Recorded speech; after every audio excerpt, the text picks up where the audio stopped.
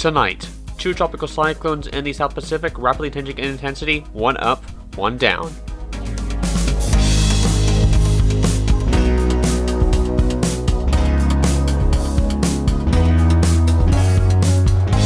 And now the latest around the wide world of tropics. Tropical Weather Bulletin for March 3rd, 2023. Cyclone Kevin is the main story tonight and is undergoing rapid intensification on approach to Vanuatu. It's bearing down on the island nation right now. We're also monitoring Tropical Storm Judy off to its southeast, rapidly weakening as it moves off towards the southeast, and the remnants of Freddy look to redevelop in the Mozambique Channel. In the North Atlantic, it's only 90 days until hurricane season begins there. First name on the Atlantic naming list is Arlene, and we're not really going to be seeing much activity for a few months yet in this basin. Of course, we've already had 90L become a subtropical storm in the basin. We'll have to wait and see if any more develop pre-season. In the Southwest Indian Ocean, our analyst team is giving Freddy a 90% chance of development. Personally, I think that should be a little bit lower, but either way, it does look likely that Freddy's remnants are going to redevelop into another tropical cyclone, or at least continue on the lifespan of Freddy. In the Australian region, we're not really monitoring any area of interest. We did have a brief tropical depression that formed over the Northwestern Territory that has since dissipated off, and no tropical cyclone formation chances is given in the next 5 days. Although it is much more active to the east of Australia in the South Pacific, where we are monitoring Cyclone Kevin, which is rapidly intensifying, a Category 1 right now on the San Francisco scale, forecast to peak as a high-end Cat 2, and we're also monitoring rapidly weakening now Tropical Storm Judy with winds of 70 miles per hour, rapidly weakening off towards the north of New Zealand. So here is a look at Kevin and Judy. You can see Judy off towards the southeast, Kevin off towards the top left.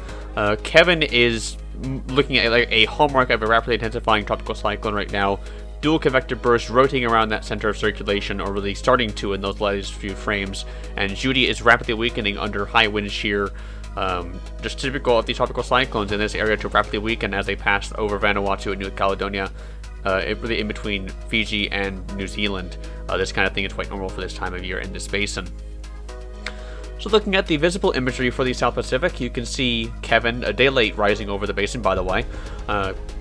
Beautiful circulation or beautiful situation that we're having right now. Not every once in a while that you see two rapidly intensifying storms back to back plowing through Fiji. Just to mention, Fiji did have a big earthquake earlier on, magnitude 6 point something, I can't remember. But over here in the South Atlantic Ocean, you can see the remnants of Freddy in the Mozambique Channel producing deep convection, and it looks likely that Freddy will redevelop into a tropical cyclone. But where does it go after that? Who knows? Models say that it could go back west, models say that it could go back east into Madagascar. We'll have to wait and see on that. The Western Pacific looks pretty dead. That's pretty normal for this time of year. Of course, there have been a few surprises in March. I know that March 2002 produced Metag, that was a Cat 5.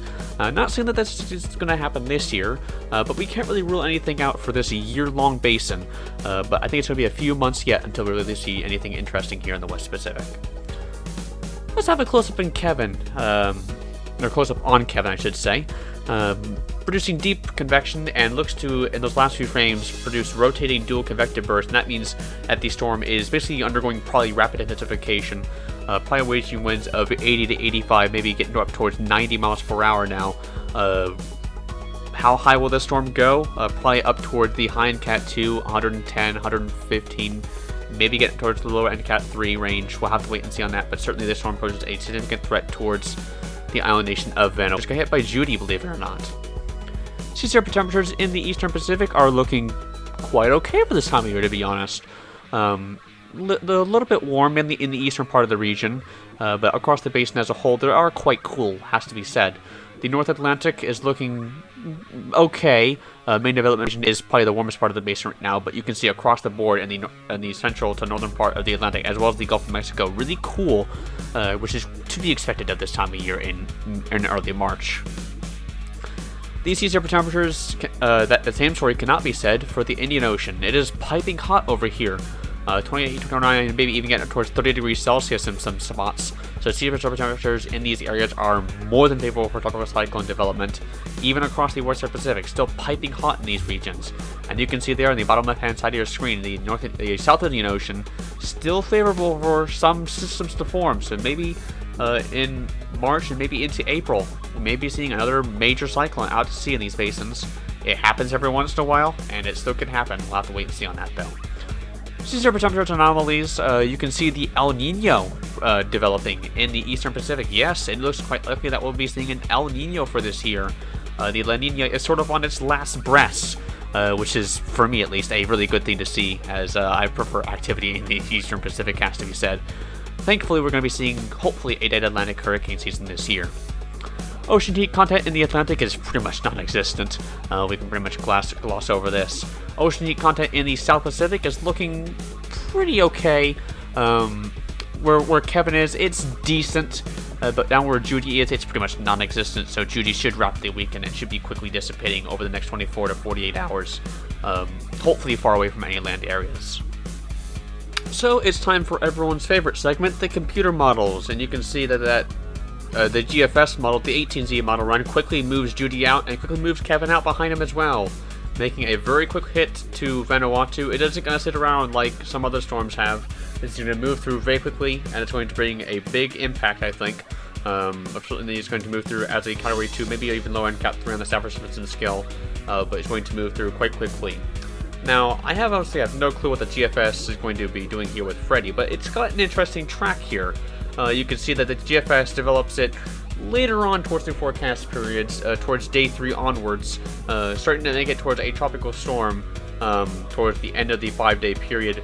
But the model is interesting beyond that, and you'll see here in a few minutes of what the GFS model run does. But that's what it's showing for Freddy, and it does appear quite likely that the system is going to move east, and it's going to stall for a few days towards the southwest of Madagascar. Now, where does it go after that? Does it go southeast out to sea? Does it move north? Does it move east? Does it move west? We don't know. So here's the medium range for Freddy, and you can see here the GFS moves it up towards the north and develops it into what appears to be a major cyclone, Category 3 on the Saffir-Simpson scale, medium range. I wouldn't put a whole lot of money on that. Personally, I would forecast a track back off towards the southeast, but we can't really rule anything out, and this is what just one model run is showing right now for the system, and there are a lot of other solutions such as the European and the Icon model runs, just to name a few, as well as the HWRF. So having a look at the other side of Australia, you can see that a tropical cyclone does end up forming a medium range off towards the northeast, off the coast of Queensland, and maybe something tries to develop in the Gulf of Carpentaria. We'll have to wait and see on that, though. But of course, these are all medium range. I probably wouldn't put my money on these systems just yet. Maybe as they get closer toward the day 5 point, maybe we can start trusting these model runs a little bit. But certainly something to watch over here in the Gulf of Carpentaria and in the Coral Sea. You can scan the QR code to visit our merch store where we sell animations and a lot of merch products. Go ahead and toss that pillow at me, Nathan, if you would.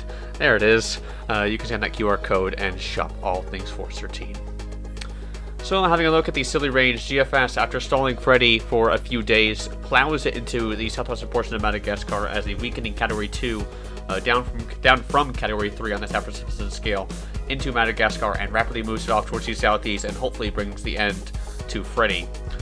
This system in the Coral Sea eventually does become a hurricane force system. Interesting. Another system passing to the south of Vanuatu again. We'll have to wait and see on that, though. Of course, anything in this range is incredibly low confidence, and personally, I wouldn't put too much money on any of these runs at all, at least this far out. So, looking at on this day for March 3rd, we're looking back at 2000, where we mainly had Cyclone Norman peaking as a low to mid Category 4 on the Saffir-Simpson scale off the coast of Australia. Steve was continuing its extremely long trek across the northern and western parts of Australia.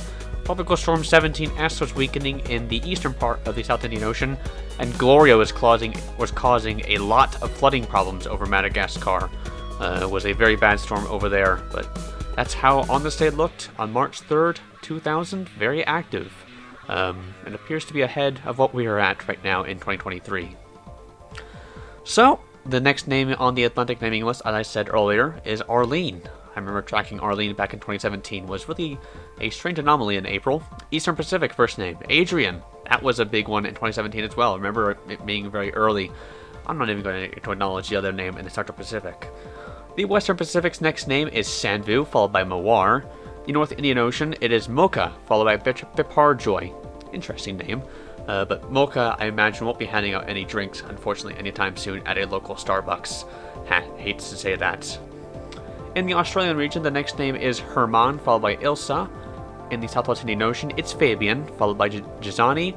And in the South Pacific, it's Lola, followed by Mao. We'll have another topical weather bulletin for March the 5th.